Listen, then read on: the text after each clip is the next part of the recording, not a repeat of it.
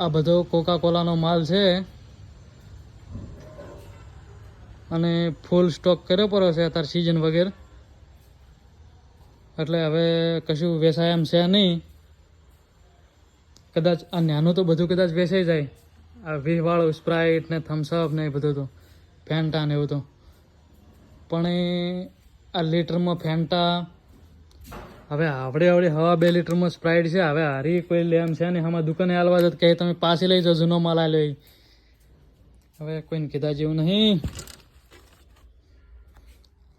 જો કેટલો બધો સ્ટોક પડ્યો છે કહેજો, જેટલું કમાણા હતા એટલો તો સ્ટોક પડ્યો છે ને બધું એક્સપાયર કરશે પૂરું હોય.